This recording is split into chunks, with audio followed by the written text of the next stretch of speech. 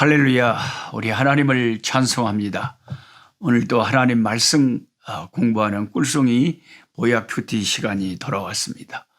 2022년 2월 5일 토요일입니다. 레위기 오늘 마지막으로 26장에서 27장의 말씀을 공부하겠습니다. 특별히 오늘은 제 옆에는 봉선화 꽃이 있습니다. 이 아프리카에 참 어려서 고향에서 보았던 그 참 봉선화가 한국에만 있는 줄 알았더니 아프리카에도 있네요. 이웃집 그 백인 목사님 집에 꽃밭에서 봉선화가 있어서 한 그루 달라고 해서 제가 가지고 와가지고 제가 아예 이 화분에다가 사정없이 이렇게 말하자면은 이 봉선화를 키우면서 아주 즐기고 있습니다. 참 어렸을 때 생각도 나고 한국 고향 생각도 나고 봉선화가 너무 이쁘고 좋네요. 아주 꽃이 풍성하게 붉은 빛을 내면서 너무 참 잘 자라고 있습니다. 자, 오늘 그 레위기 이제 26장에 27장에 두 장에 걸쳐서 공부할 건데요. 레위기 26장은 그 하나님의 말씀을 순종할 때 어떤 상을 하나님이 주시는가, 그리고 하나님의 말씀을 떠난 자기 백성을 하나님이 어떻게 벌을 주시는가, 이것에 대해서 26장에 참 은혜스러운 말씀들이 쫙 적혀 있습니다. 26장 3절입니다. 너희가 내 규례와 계명을 준행하면 내가 너희에게 철 따라 비를 주리니 땅은 그 산물을 내고 밭의 나무는 열매를 맺으리라. 참 이렇게 아름다운 여름이 봉선화도 보십니다마는 하나님의 말씀 계명을 잘 준행하고 우리 하나님께 순종하고 하나님을 말씀대로 살면 하나님이 철 따라 비를 주신다. 땅은 그 산물을 내고 밭의 나무는 열매를 맺으리라. 너희의 타작은 포도 딸 때까지 미치며 너희의 포도 따는 것은 파종할 때 미치리니 때까지 미치 너희가 음식을 배불리 먹고 너희의 땅에 안전하게 거주하리라. 그렇죠. 이제 부유하게 하나님께서 복을 주시는 것도 있고 또 안전함과 평안을 주시는 것도 중요하죠. 오늘날 우리가 참 많이 잘 살게 됐습니다마는 어려서는 배도 고프고 지금은 이제 아프리카의 가난한 사람들이 배가 고픈 종족들이 좀 있지만은 대체적으로는 이제 다 먹고 삽니다. 한국 사람들은. 그런데 이 평안이 우리에게 있느냐, 안전한가, 이런 게 또 이제 먹고 살만하면 또 중요한 문제가 되거든요. 아무리 돈이 많고 아무리 내가 잘 살아도 평안이 없고 안전이 없고 질병이 오고 이러면 참 힘들죠. 6절에 내가 그 땅에 평화를 줄 것이다. 그러니까 이 말씀이 정말 레위기 말씀이 그 뒤에 이스라엘 역사를 보면 너무 맞는 거예요. 우리가 계속해서 성경을 읽으면서 수없이 이스라엘의 역사를 살펴보지만 너무 하나님의 이 말씀은 1.1획도 틀림없이 진짜 그대로 정말 하나님을 잘 섬기는 지도자가 나오고 백성들이 하나님께로 돌이키고 하나님을 잘 섬기면 그 땅에 참 평안이 있고 번성이 있고 부유함이 있었지 않습니까? 그래서 참 이 하나님 말씀을 주의 깊게 듣고 하나님 말씀을 가까이 하는 것이 이 하나님 말씀 속에 우리가 잘 되고 못 되는 것이 다 그 비결이 들어있다.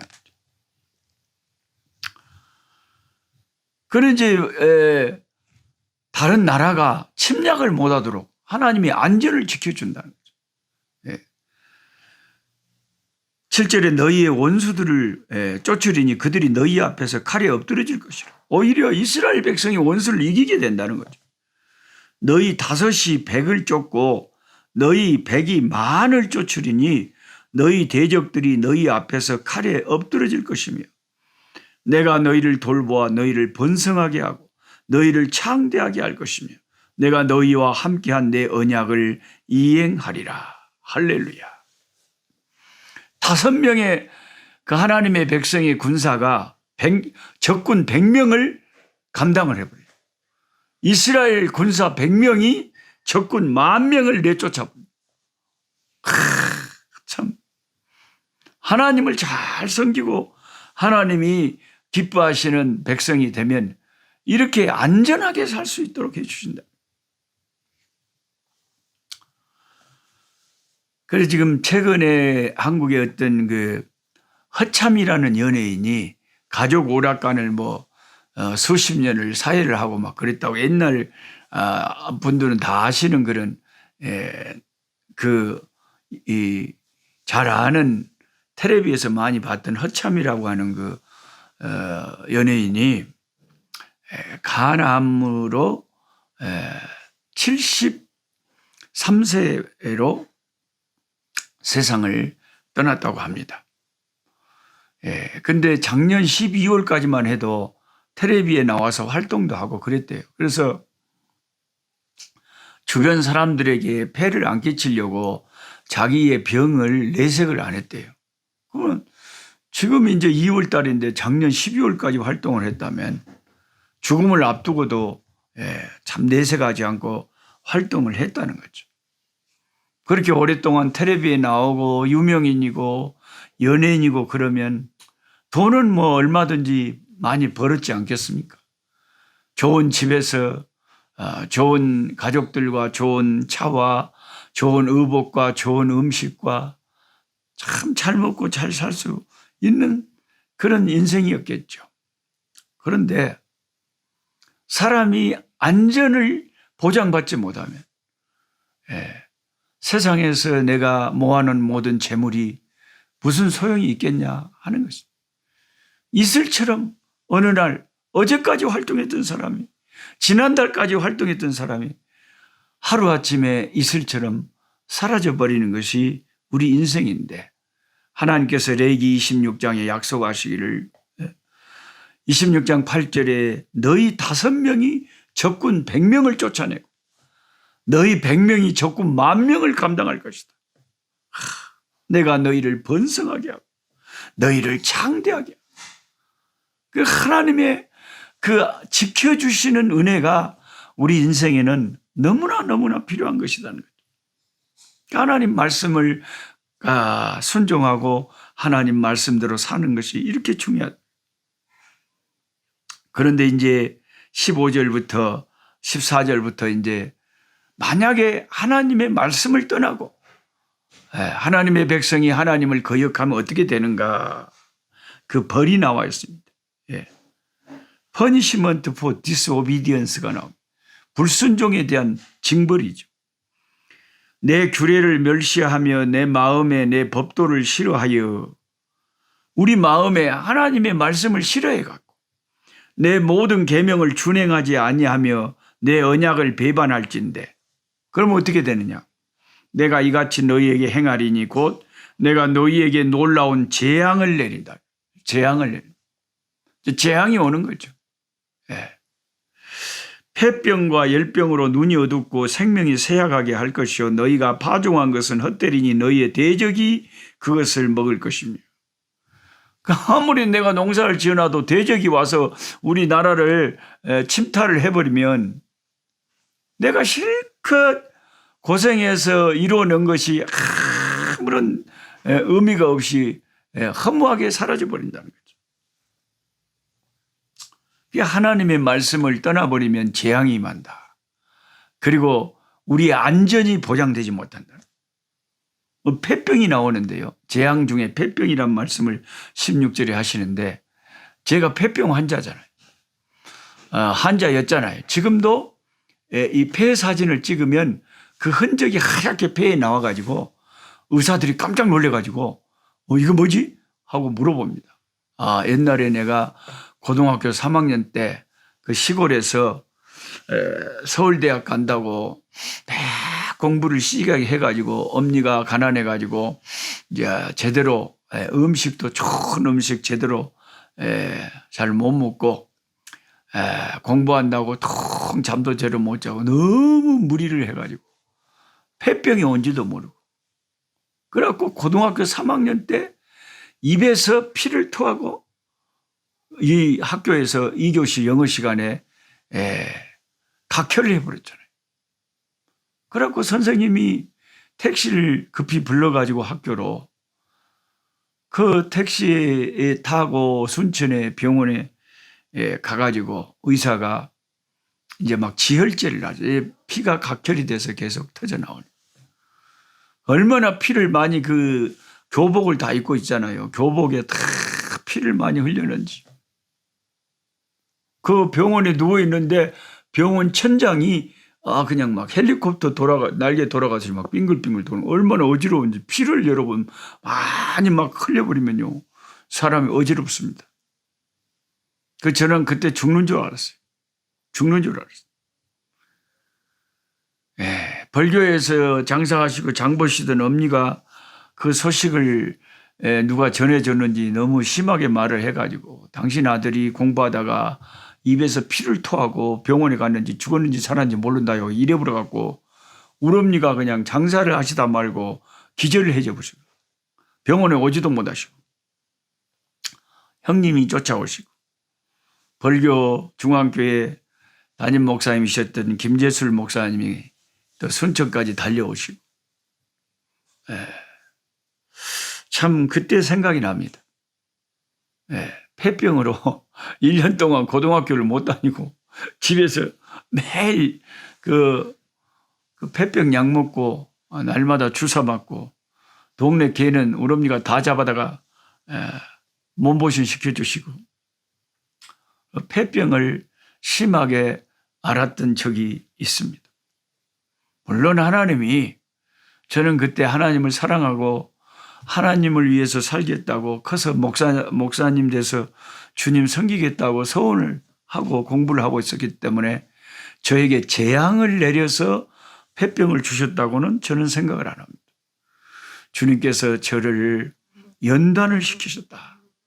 환난과 고난을 때로는 사랑하는 자기 백성에게 하나님이 이렇게 주시잖아요.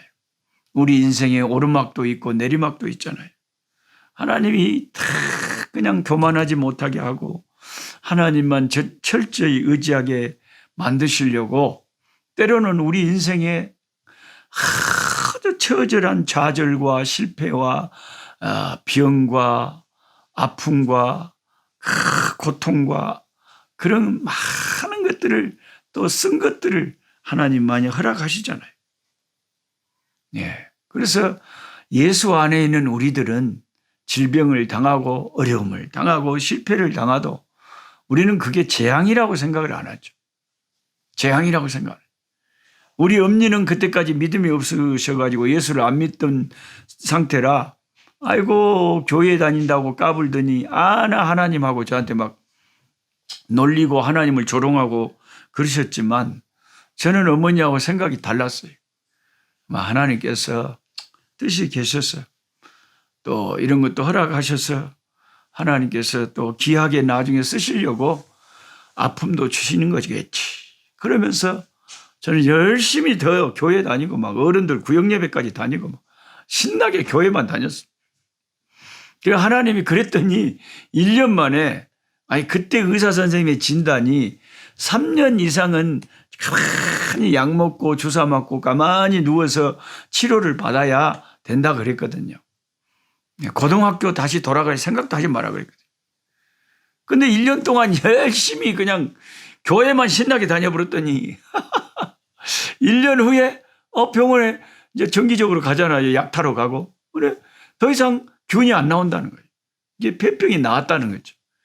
균이 안 나오면 폐병이 나은 거거든요. 균이 계속 나와야 이게 이제 폐병을 계속 앓다가 죽는 건데 1년 만에, 그러니까 교회 열심히 다니다가 어느 순간에 하나님이 신유의 역사를 하셔본 거죠. 하나님 고쳐주신 거예요. 그러니까 예수 안에 있는 우리들에게는 예수님의 십자가를 의지하고 회개하면 재앙도 재앙이 아니고 모든 아픔도 그게 하나님의 심판이 아니에요. 우리를 더 단단하게 하시고 비온 후에 땅이 더 굳어진다고 더 큰 축복 주시려고 하는 것으로 우리가 받아들이는 거죠. 근데 구약의 율법 아래에 있는 자들은 하나님의 말씀을 떠나면은 하나님께서 채찍을 내리시는데 재앙이 임하는 거예요. 여러 가지 질병이 임한 거죠. 코로나가 지금 전 세계에 2년 이상 이렇게 이제 확 번지게 된 것도 하나님께서 인간들에게 경고하는 거 아니겠습니까? 재앙을 주시면서 하나님께 돌아오라고. 근데 이 코로나 때문에 하나님께 돌아온 사람들이 얼마나 될까요? 아, 인간이 아주 무력하구나. 아무것도 아니구나. 우리는 하나님께 회개하고 돌아가야 되겠구나. 이렇게 생각하고 돌아온 인간들이 몇 명이나 되겠냐. 인간들은 두들겨 맞아도 무지해가지고 참 몰라요. 저희 집에 개가 여러 마리가 있는데 조금 영양 개는 조금만 주인이 네 뭐라고 해도 그게 말을 듣는데 이 머리가 안 돌아가는 멍청한 개는 아무리 때리고 뭘 해도 막무가내로 말을 안 들어버려요. 그러니까 참 말 안 듣는 개는 몽둥이밖에는 방법이 없더라고.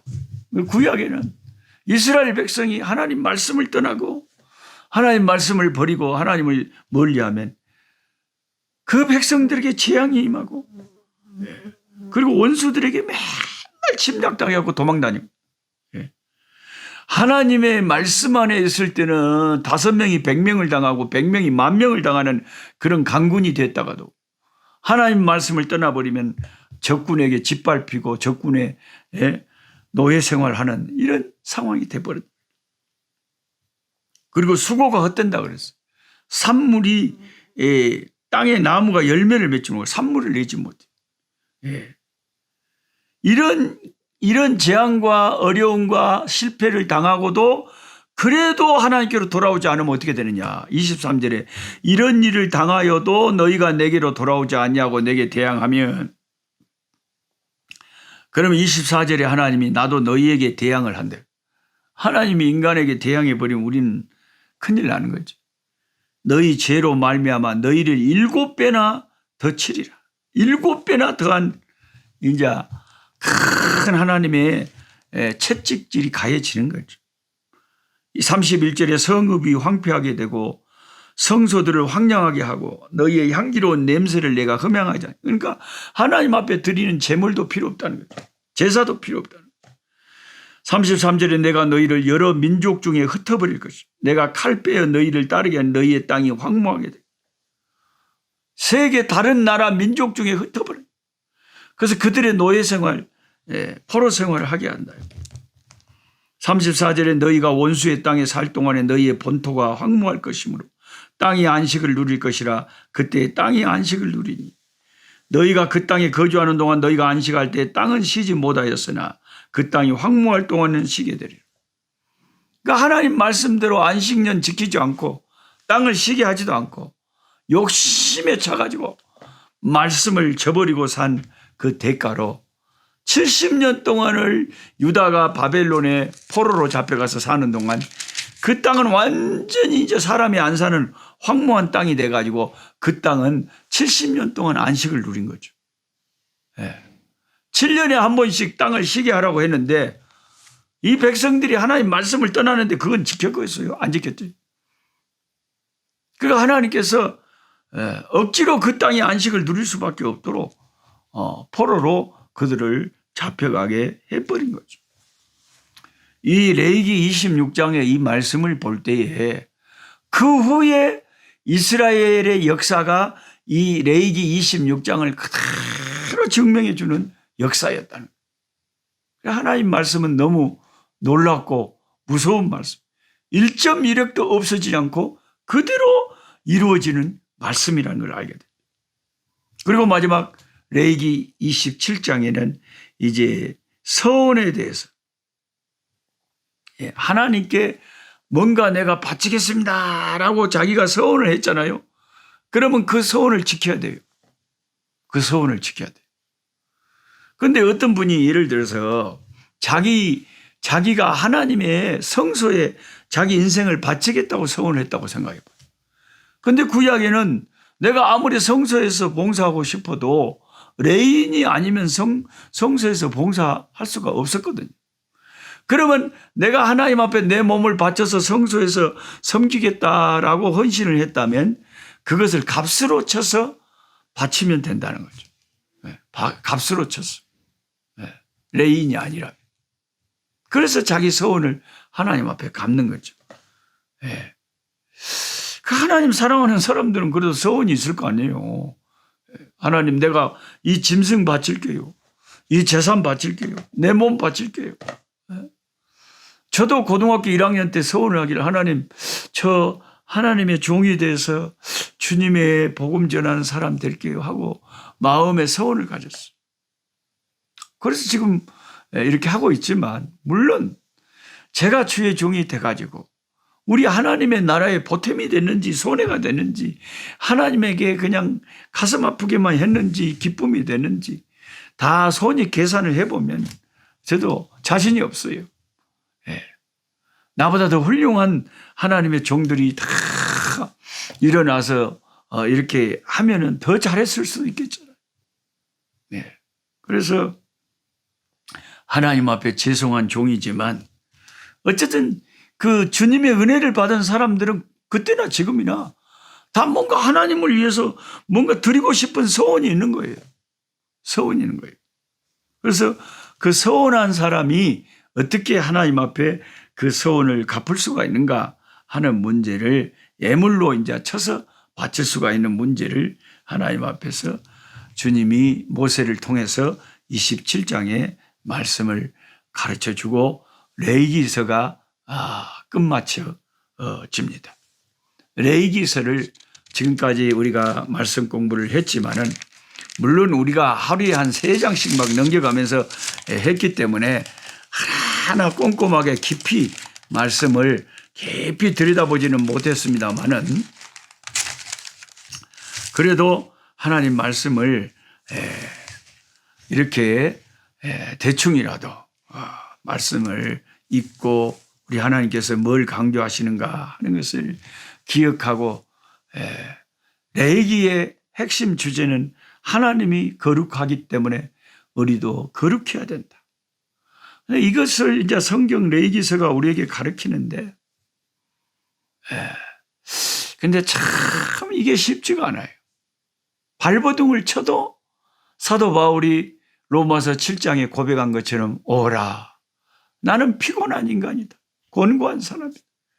누가 이 죄악된 타락한 이 사망의 몸, 사망을 향해서 가고 있는, 죽음을 향해서, 흙을 향해서 가고 있는 이 타락한 육신의 이 정욕과 이 타락성에서 나를 누가 건져내랴? 예수님밖에는 우리를 건져내고 구원시키실 분이 안 계시죠.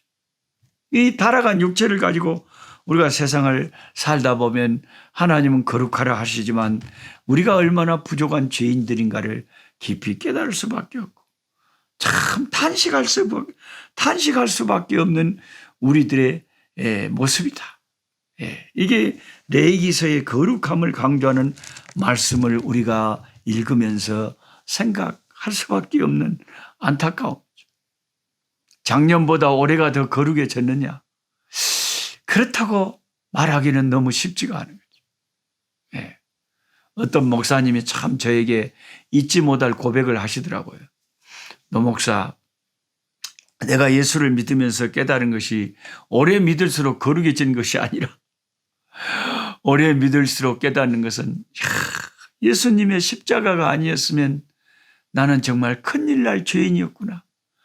도저히 내 힘으로는 구원받을 수 없는 죄인이었구나. 그것을 다 사무치게 깨달아 가는 것이 더 신앙생활을 오래 할수록 깨닫는 것이 그거라는 거예요.